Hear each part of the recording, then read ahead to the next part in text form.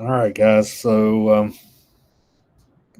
Amelia and I were the only ones here last Wednesday, so I used that day to talk about relative pronouns, which that was still a good 35 or 40 minute lesson just doing that. So, but I ended class a little early last time because we still had a flex day built into the calendar. I figure we follow the plan for today and the plan for Thursday, then we'll still be well on track.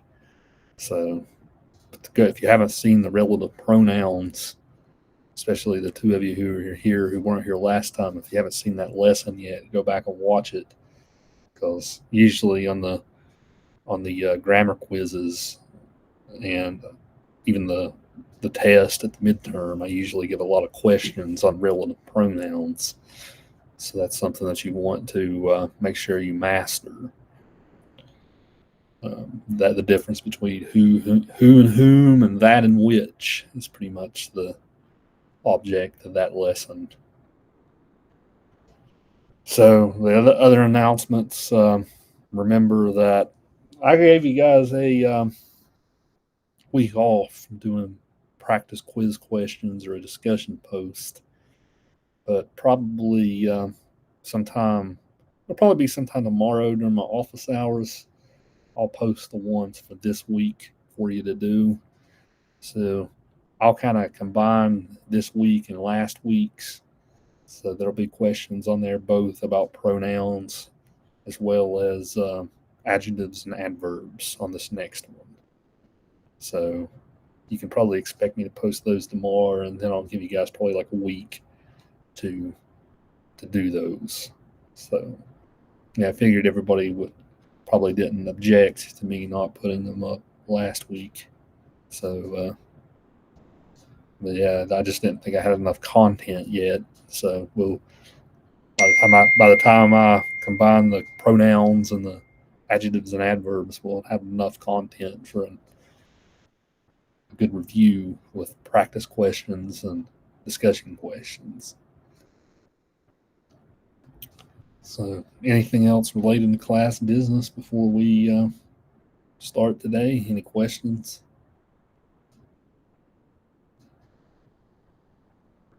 Okay. Yeah, we're just 2 weeks away from the midterm at this point. So, of course, the midterm, it'll be a giant grammar test on all the stuff we've learned. There will also be a essay part too that you will write in a span of an hour. Okay, and it'll be about one of these like controversial issues we've talked about in class. So something like the pronouns that we talked about last week, for instance. Um, even to anything controversial or up for debate regarding grammar will be open game for that. So if there's especially been a issue that you feel opinionated about, that'll probably make a good topic in a couple of weeks for that section of the midterm. Question about the midterm. It's obviously it's a hybrid class, but is it going to be online just due by a certain day? What I'm probably going to do is I'm going to have you guys go to the testing center to take it. So if you don't know, the testing center is over in the PE building. Okay, so you'll be able to. You don't have to go in at a specific time. Like I'll give you a time window that you can go in to take it, but you can take it whenever it's convenient for you. But I'll probably have you do that. Go into the testing center. Okay. Is there one in Beckley? I remember. Yeah.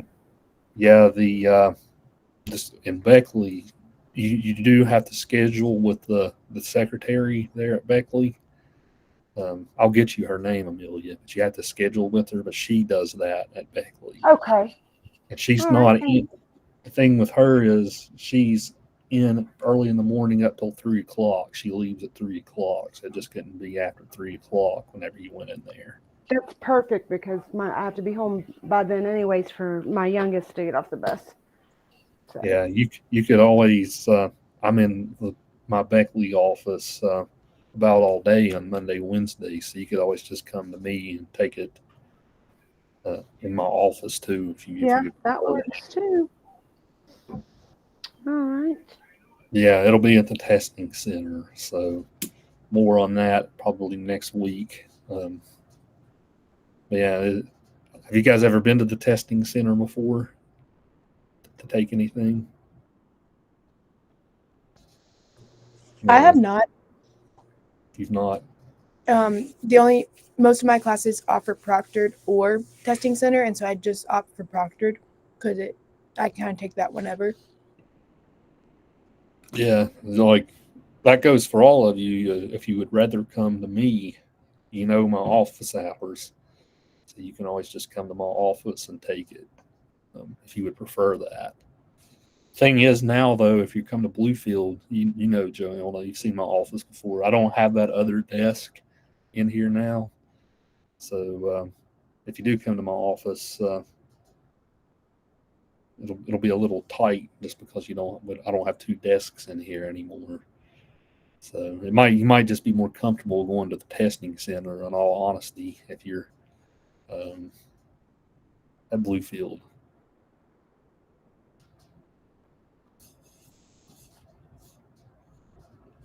Yeah, I want to do it that way. I could just program it all to do on Moodle, but I feel better about the integrity of the test and stuff if you do it with a in person.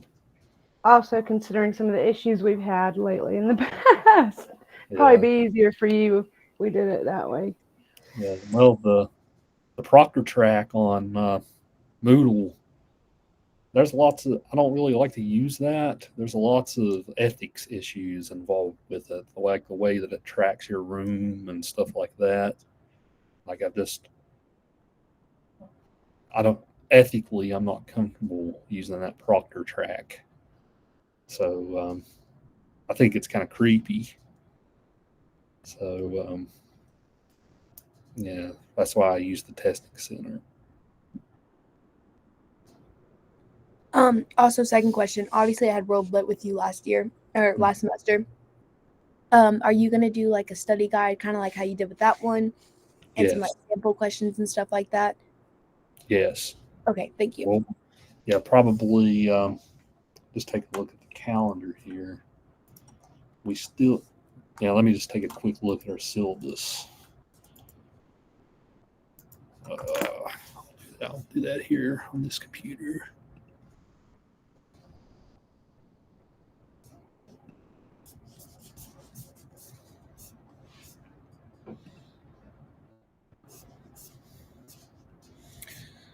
Yeah, we still have today, Thursday, then a couple of classes next week.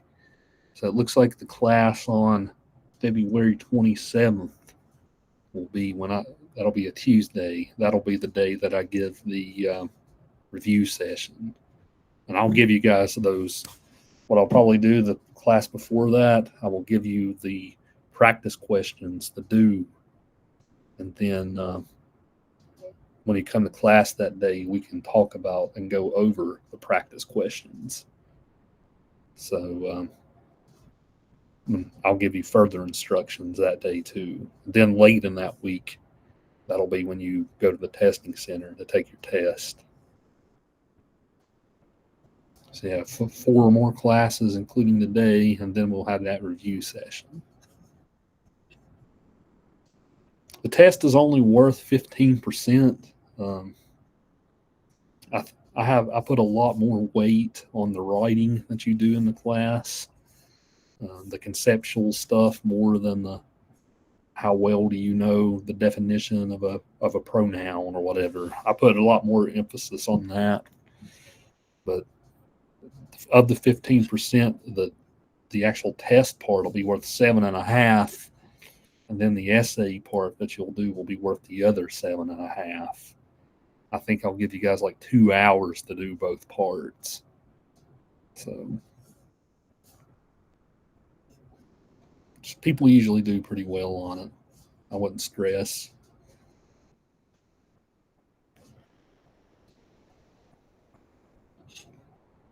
So if there's no further questions, we'll get started with today.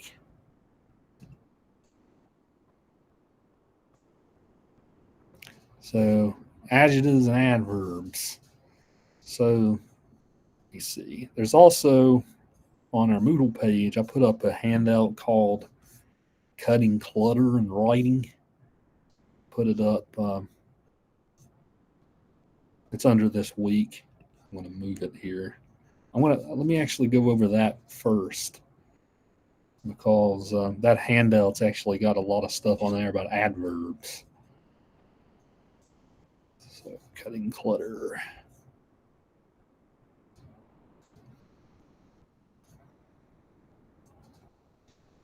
So there's really two types. So an adverb is, of course, words that add extra information to verbs. That's the traditional definition of an adverb. And when it comes to I shared the wrong thing again. Goofy me. Hold on. Cutting clutter. Here we go. So when it comes to adverbs, they have a lot of functions grammatically. But as a writing teacher, I despise adverbs. Okay. I always tell my students, we use adverbs in our regular speech often to add extra emphasis, to describe things more. But frankly, when it comes to writing, you can always describe things better with adjectives than you can with adverbs. Good writers, I think, don't rely on them too much. And I always tell my writing 101 and 102 students to cut at them as much as possible. And so some ways that I mean, we'll go over this cutting clutter handout more in the next week or so. But to skip down to point 6, since we're on the subject of adverbs, cut the adverb implied to the verb. Most of the time, so to show you guys how I mean by it's often lazy writing, if you have strong verbs, whenever you write something, you don't necessarily need adverbs. But adverbs, 90% of the time, and on my handout, I give you a list of words that don't end in ly. Most of the time, they end in this inflection at the end, ly. Okay. Anytime you have a word that ends in ly, it's an adverb. And most of the time, in order to create an adverb, you'll take a verb or an adjective and put ly at the end of it. That's like the word slow, right? I am slow. Slow is an adjective, but if we put ly at the end of it, it becomes an adverb. And most of the time you can cut them and the writing will be better for it. So if you take a look at this handout, she sprinted rapidly after the bus.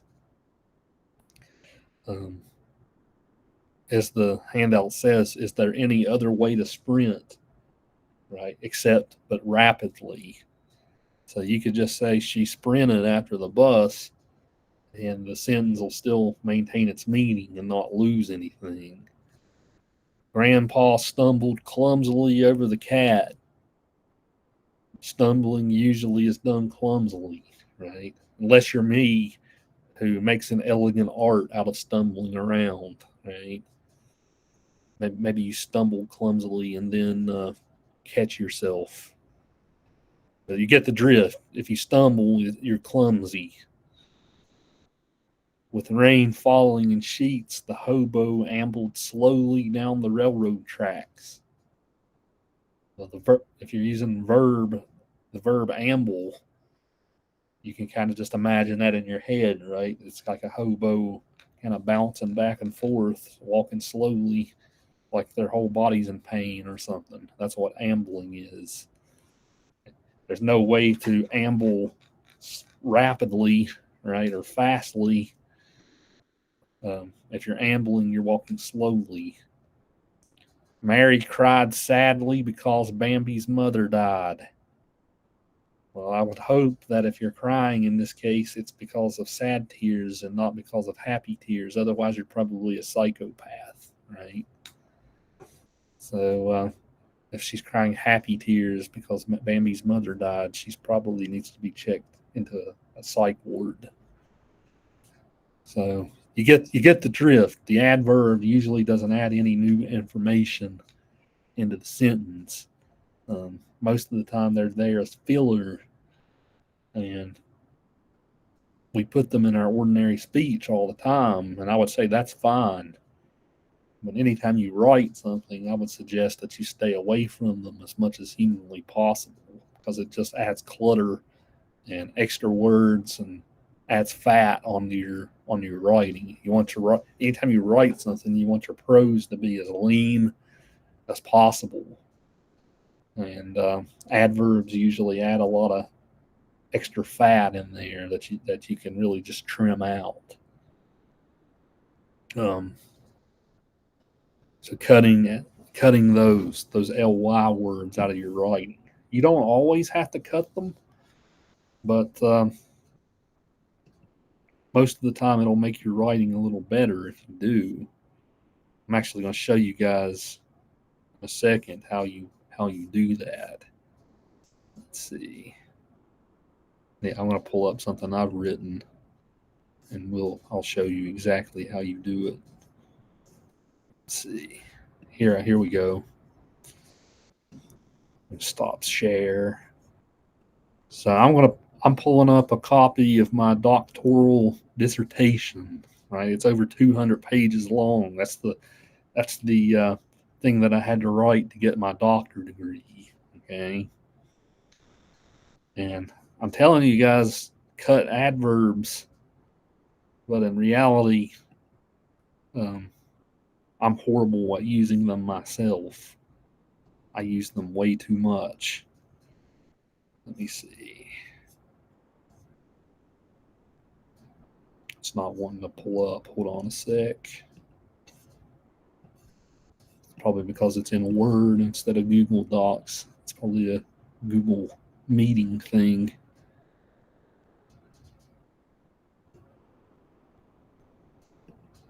I'll just share my entire screen.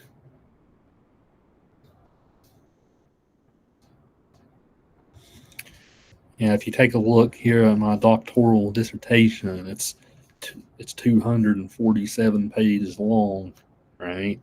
So you can probably guess there's lots of ly words in there. I'm using a Mac. If you're using a PC, you would hit Control F. But where I'm using a Mac, the search bar is right up here at the top. If I search ly, it'll take me to every instance in the paper where I have an ly word. And sometimes lys are built into adjectives, like early. That's an adjective. Aesthetically, there's an adverb. Only, fiercely, increasingly. So anytime you quote something, keep it, right? Because that's part of the quote. Mostly, early, only, unilaterally, gradually, successfully, actively,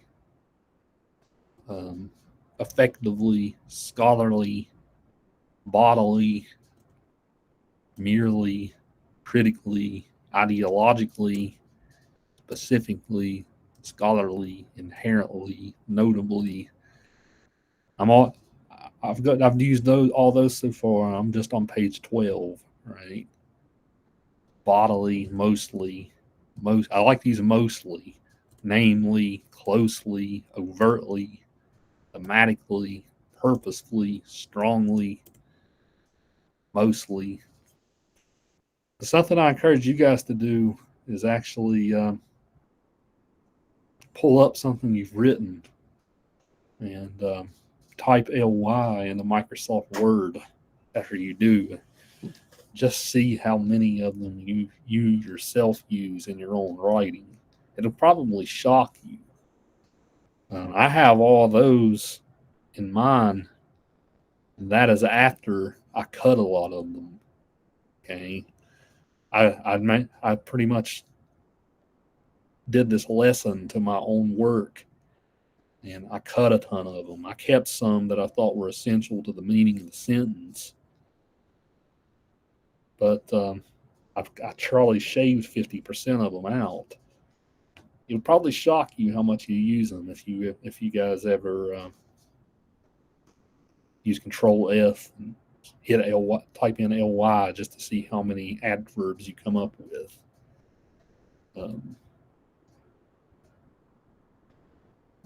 Do you guys see this just self-diagnosing yourselves? Do you guys feel like you do this a lot in your own work, using these adverbs, these ly words? You feel yourself, you think that you use them a lot, just as a hunch? Yes, probably so. I just counted 7 in a 2-page essay for another class. 7. Yeah. So Well, that I'd could say be, yeah. could be worse.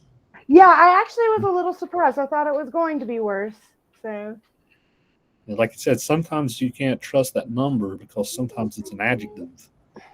well, analyze was one of them. I didn't count that. Yeah, that's a verb. So, yeah. Which ones did you have? Let me see. I had truly, potentially, simply, newly, timely, critically, and independently, additionally. So maybe there's more than I thought. Pretty much all those you named are adverbs. Yeah. Yeah, there's 8, not 7. So I was just one off. Still. Yeah, there's other adverbs called qualifiers, and keep that same paper up and you'll see how many of these you got. Okay. But the adverbs that don't end in ly are oftentimes called qualifiers. And qualifiers, as it says, make distinctions in quality, quantity, or degree. Mm-hmm. So anytime you say a sentence like "I'm very tired," "very" is an adverb, right? Modifying tired. It's showing the degree of tiredness that you are. Well, why would you say very tired when you can just say exhausted? Right? Exhausted means the same thing, and you say it with one word instead of 2. So a lot of the qualifiers that you have, words like rather, very, a little, pretty, somewhat, sort of, those are all adverbs that are called qualifiers that do this. And these are ones that don't end in ly. So I don't know if any of you guys have ever watched the show Curb Your Enthusiasm. But Larry David, as people ask him how he's doing, he says, "I'm doing pretty good." Just making fun of how we all say pretty good. Like he says pretty like 6 times, just to like really draw comedic emphasis on how good he's doing that day. But we use these a lot in our own work too. We just don't know it, especially very and pretty. Rather is one often is one that's not listed here. Often is also a qualifier. That's one that I use often. Right. Amelia, type very in. See how many you had. Okay. Let me see. Very good at that. All right. Well, nope, that's not it. It did every. I have none. Good. Try pretty. And every one. It did every and every one. So pretty. Let me see. Pretty. Let me see. No, I don't have any of those either. Try often. OFT. Often.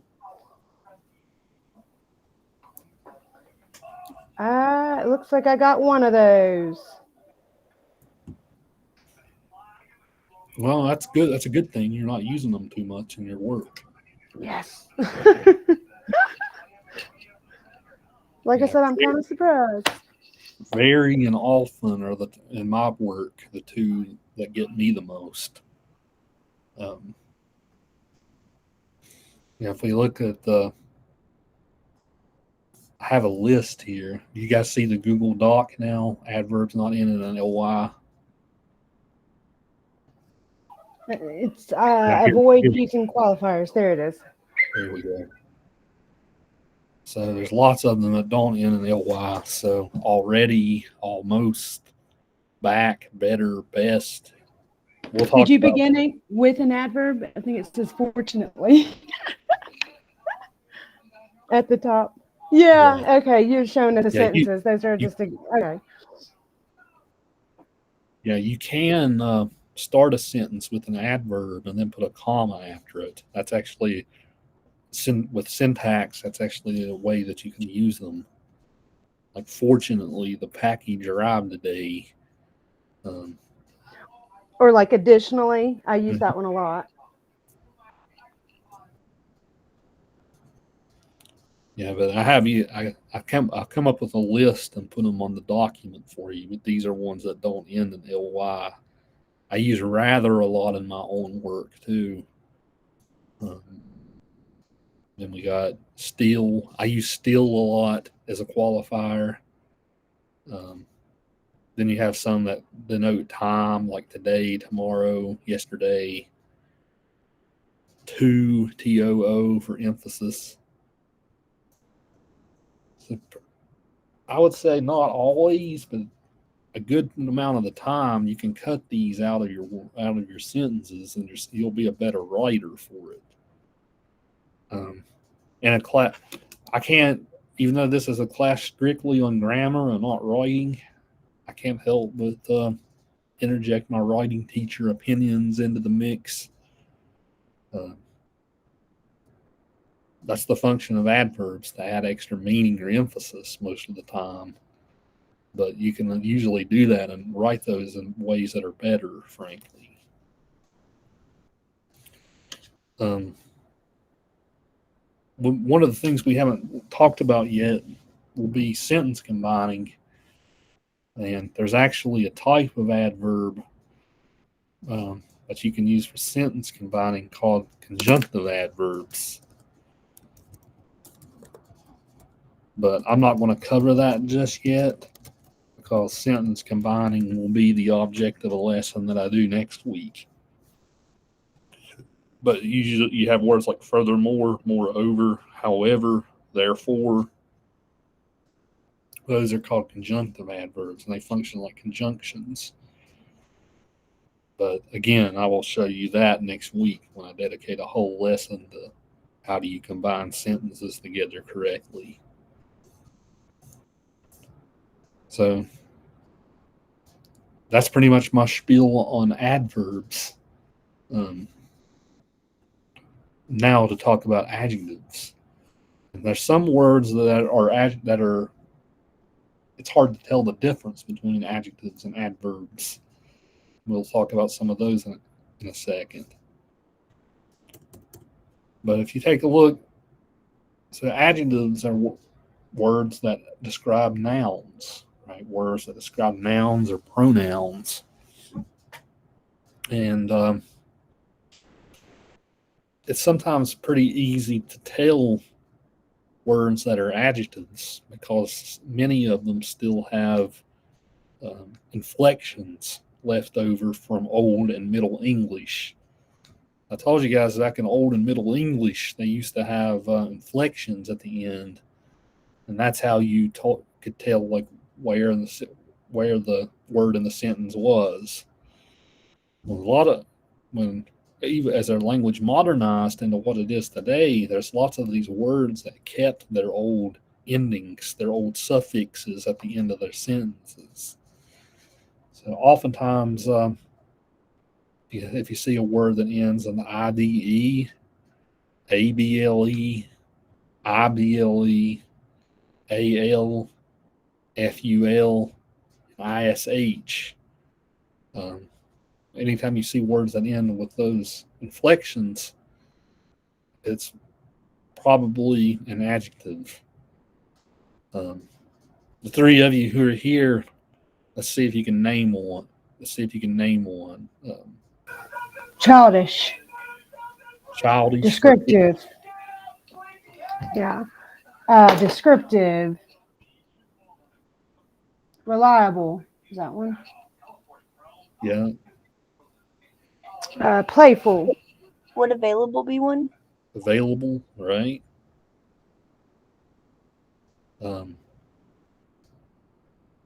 What about IBLE? I think one of you guys said responsible already. That'd be one. Incredible. Incredible. Mm-hmm.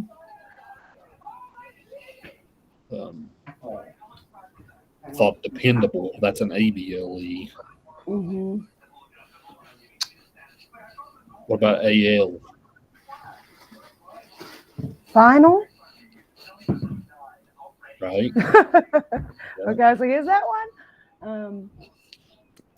Final is one of those weird words that functions an adjective and a noun. Yeah. Frugal. There you go. Frugal. There's one.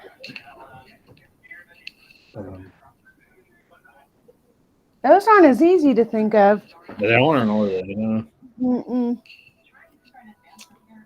Frugal. Resourceful. I think of spelling. I suck at spelling. That's my big thing. Resourceful. Yeah. That would be an FUL. Oh yeah, FUL. Yep.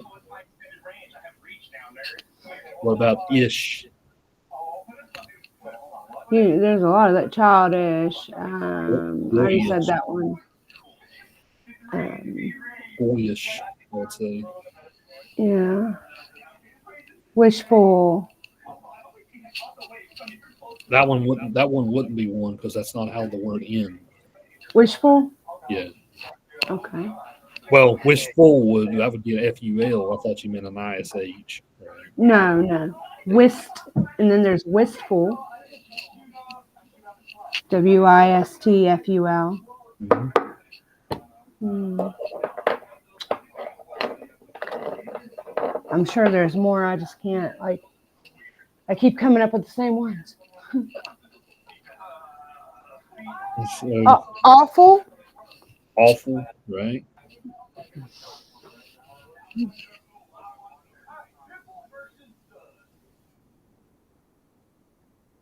Yeah, we could probably spend a whole class just coming up with a list of some of these.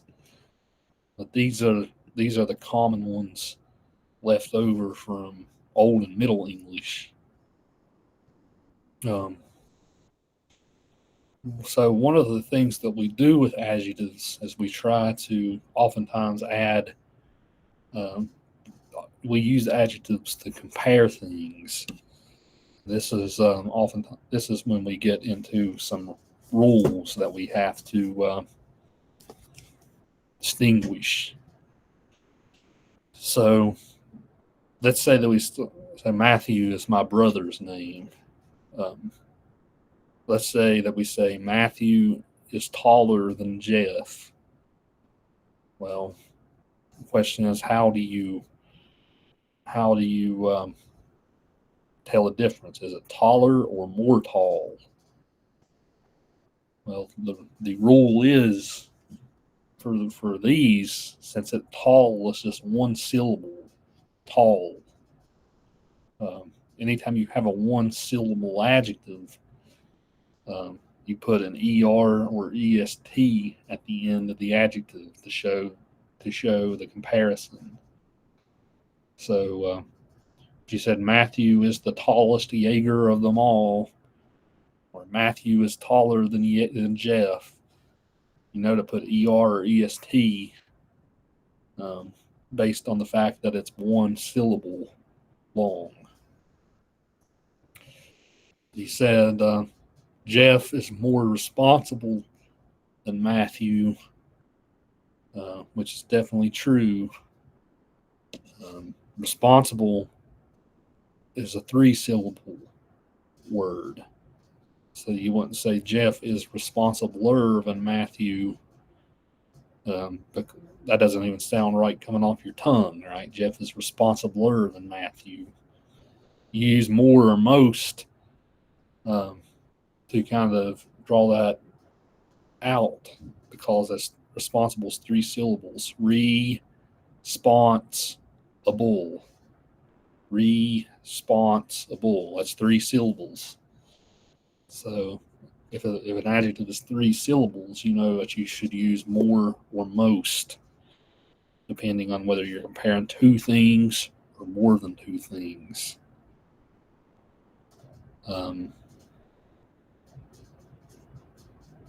March, so some example sentences. March is, would it be more lovely or lovelier?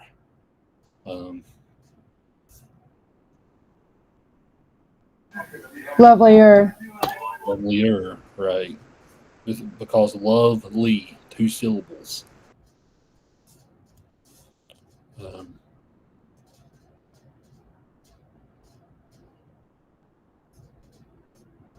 Well, that's actually not the reason for why you could use lovelier. March is lovelier than February. Anytime an adjective ends in Y, you would add ER or EST at the end. It doesn't, if it ends in Y, it doesn't matter if it's 3 syllables or not.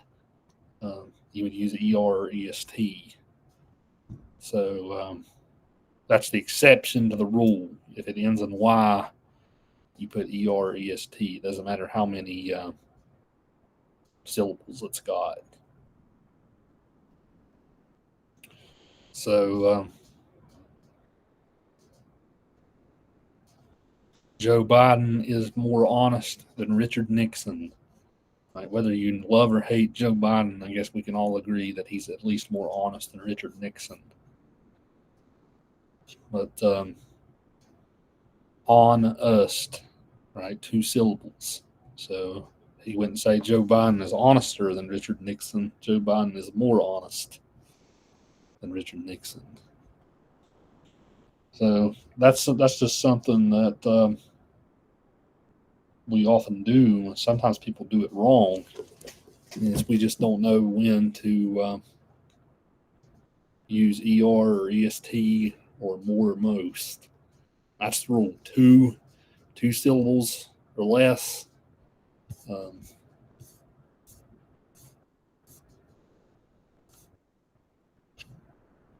You would use ER or EST. 3 or more syllables, more or most. But if it ends in Y, it's ER or EST. Those are your rules for that. Let me see if the book has some problems that we can do. Pretty sure it does. Let's see. Maybe not.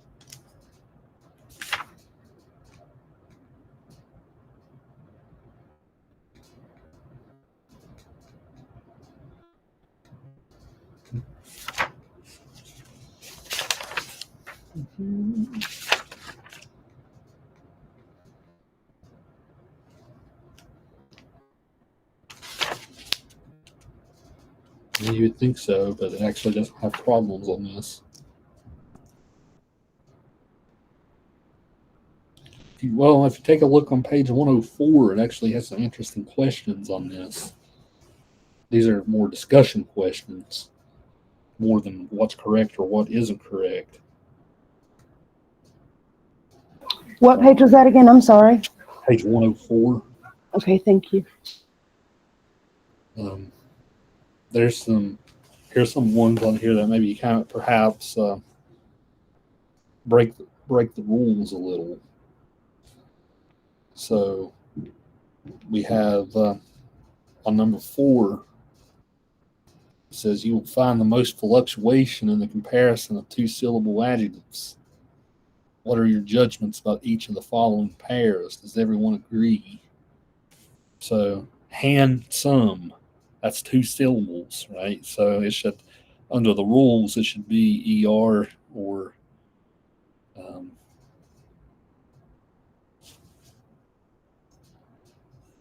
EST, right? Because it's just two or less. So what sounds better rolling off your tongue? Is it he is handsomer than my brother?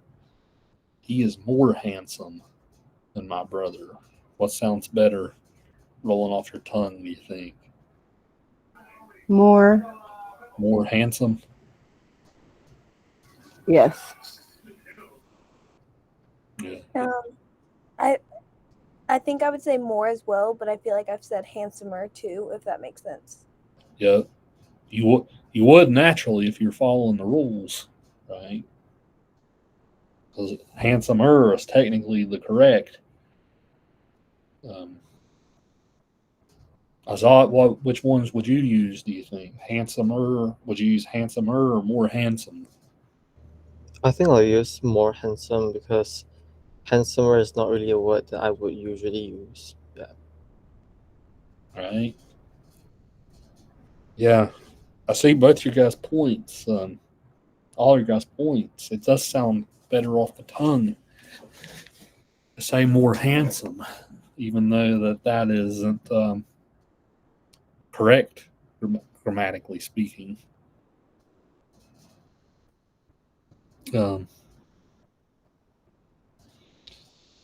This is my happiest experience yet. Of course, remember, happy ends in Y. So anytime you have a word that ends in Y, it should be ER or EST. So this is my happiest experience yet versus this is my most happy experience yet. Which one of those sounds better to you all? Happiest. Yeah. All of you guys in universal consent on that one. Happiest.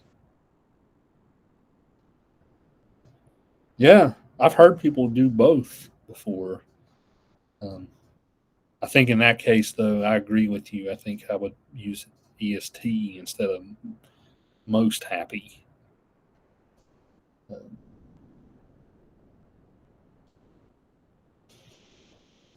Yeah, this is an interesting conversation about how much usage departs from the rules. That's why, if you guys notice, that's what I've done this whole class. I'm saying, well, here's the rules. Here's how often we break them. Is it really a rule? Right? That's kind of been my whole approach to teaching this stuff.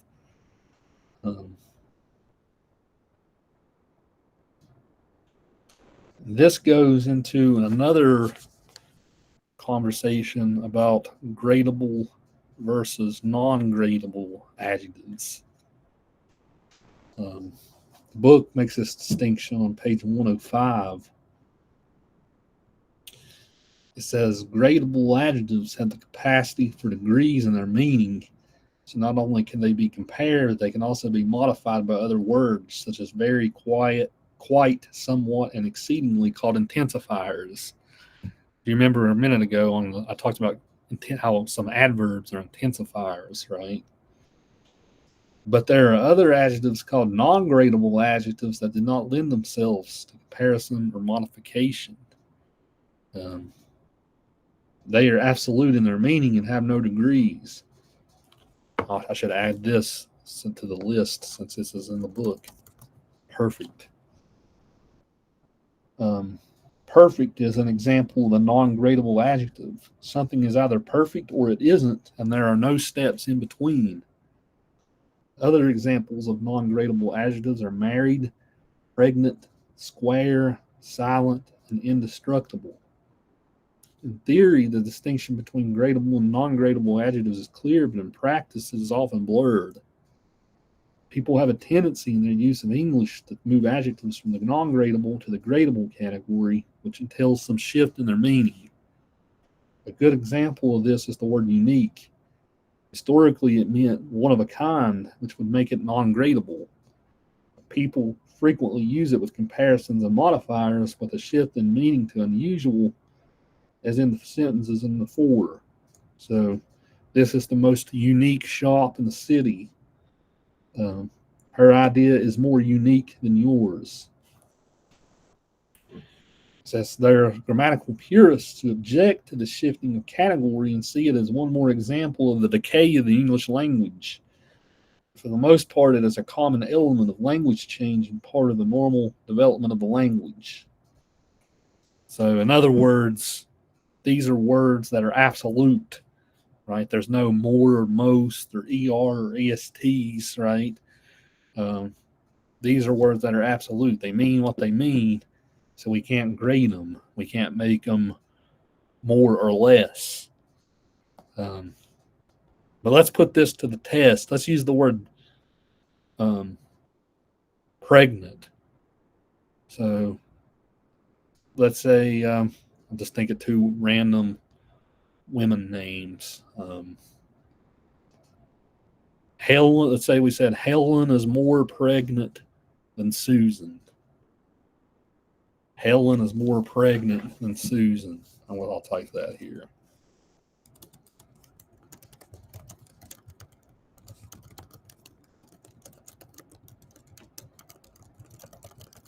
Does this make sense? What do you think of that?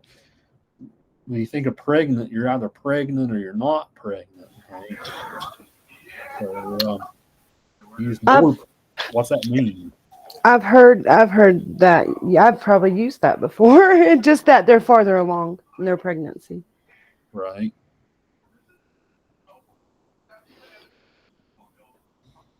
Further along, or maybe they're showing the signs more.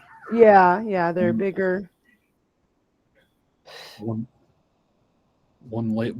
like Susan might not have a tummy like Helen does or something, even though they're the same length along the pregnancy line. But it's grammatically not correct, right? Well, that's technically according to the old 18th century rules. But here's a case where we're doing it. We're using them even though we shouldn't. Gotcha. What if we said Tim is more married than Bob? What does that mean? I don't think that. I don't know. Maybe someone's going through a divorce or they're separated. I don't know. I guess Tim is happily married and Bob is not. I don't know. Right. I think that's exactly what that means, right? Bob's the type of guy that takes his wedding ring off before he goes into the bar, right? Whereas Tim is devout to his wife, right? And that's the kind of insinuation that using something like married does. More married or less married.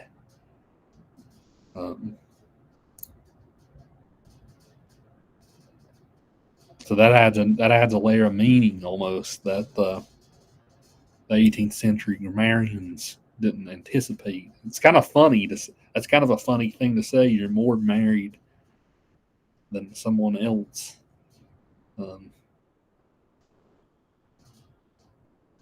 What if we said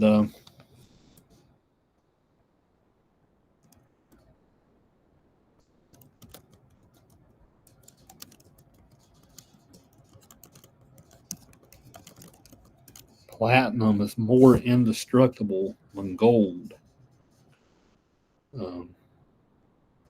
What would that suggest, do you think?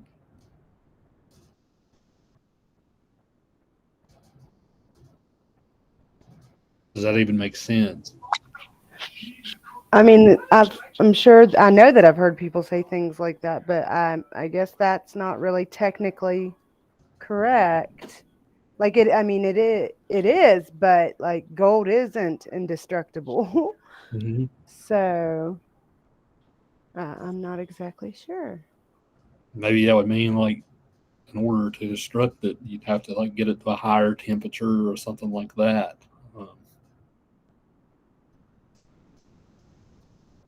I'm just speculating here. It's even harder to destruct than gold is. Right. That doesn't make sense either if they're indestructible. Right. Right.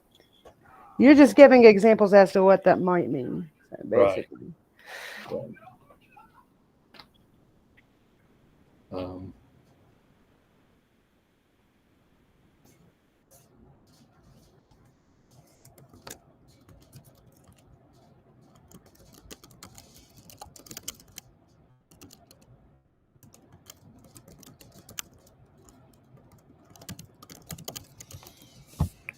the kindergarten kids are less silent than, I guess technically we should say silenter. It's two syllables, right? Silenter. Well, maybe it says quieter is better. We'll go with that. The kindergarten kids are quieter than the third grade kids. I guess we could say quiet is probably a non-gradable adjectives. So that actually makes sense if you use it there, right? If you think quiet, it's absolute. They're absolutely quiet.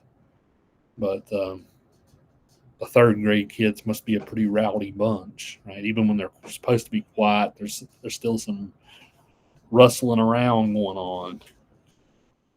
So, what do you guys think of this? Do you think that this is something that has become part of our language and we need to forget the old rule? Do you feel like that old rule is there for a reason?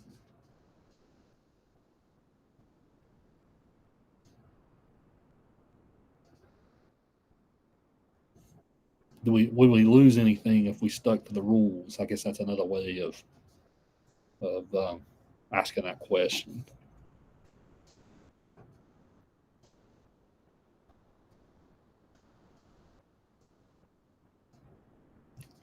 No thoughts on this one?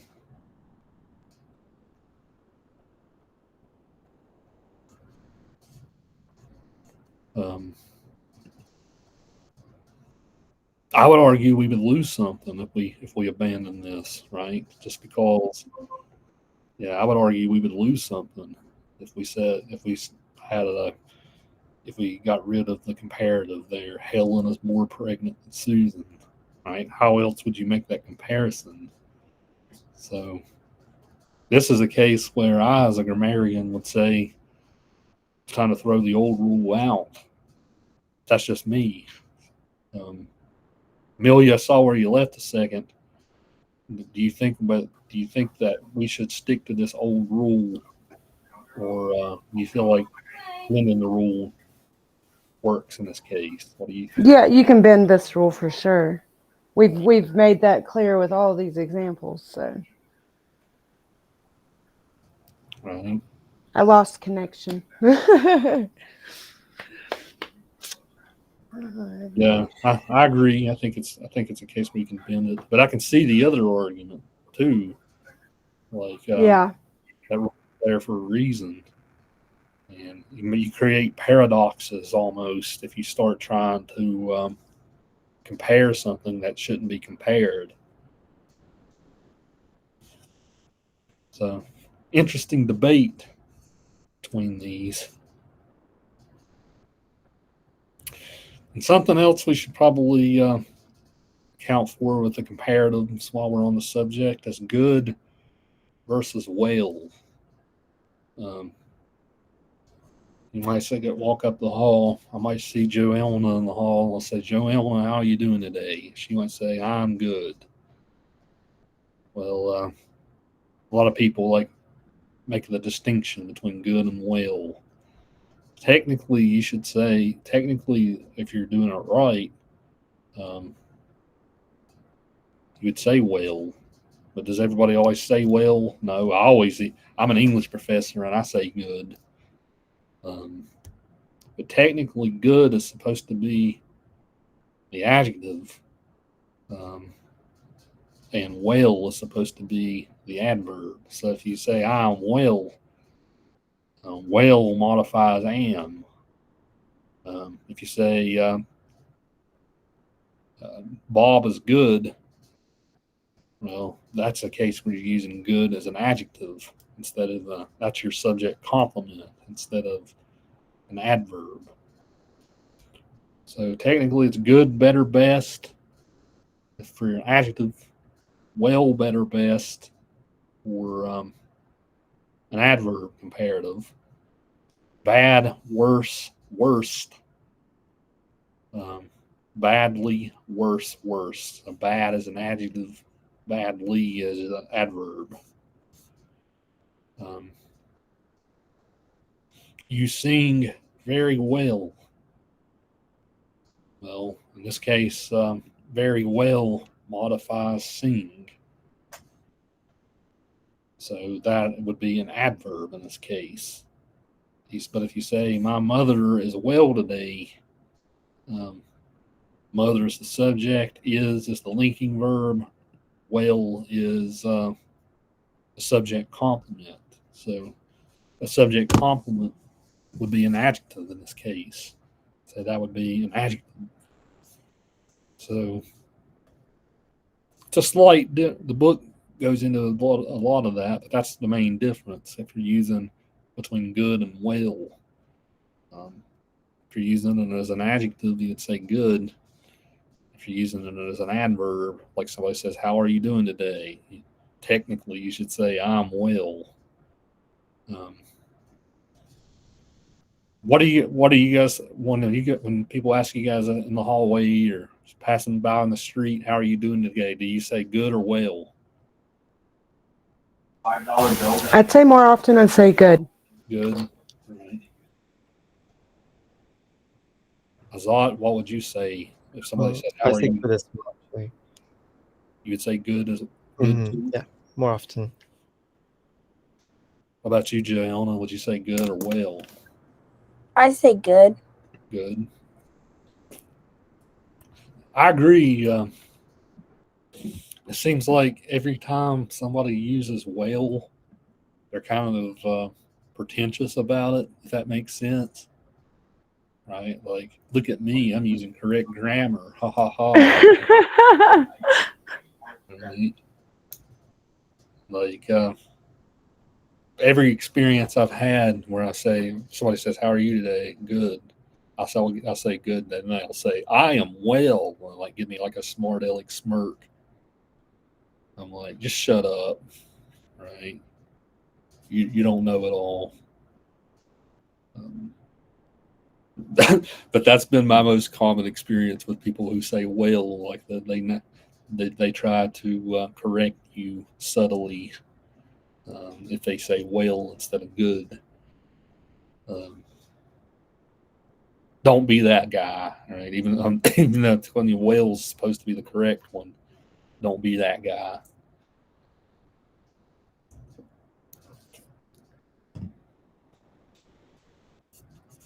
Questions about that?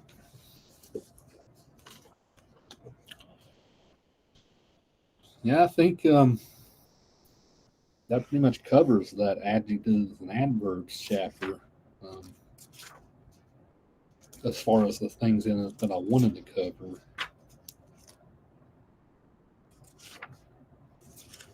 Yep, that's it. So for Thursday, we'll talk about that prepositions and particles chapter. We'll talk about all the different rules regarding prepositions. So we'll see how far we get along in that chapter. I'm not sure if I'll spend a whole class on that chapter or not. Yeah, it's like 5 pages, I think. That chapter's only like 5 pages. Well, I think what I'll do Thursday is I'll come up with some practice problems too. We'll spend some time talking about some practice problems. And then we'll do prepositions as well. So yeah, the next day or two, I'll come up with your discussion questions and your sample problems to do. I should probably spend some time talking about just reviewing and as well and talking about the noun and verbs ones you guys have already done, just to go over those one, just to reinforce that knowledge you already have gained. So I'll probably use Thursday's class for a multitude of purposes. So well, that should be it then, guys. You all have a good rest of your day, and I'll see you on Thursday, I hope. See you guys on Thursday. See you later. Yeah, thank you.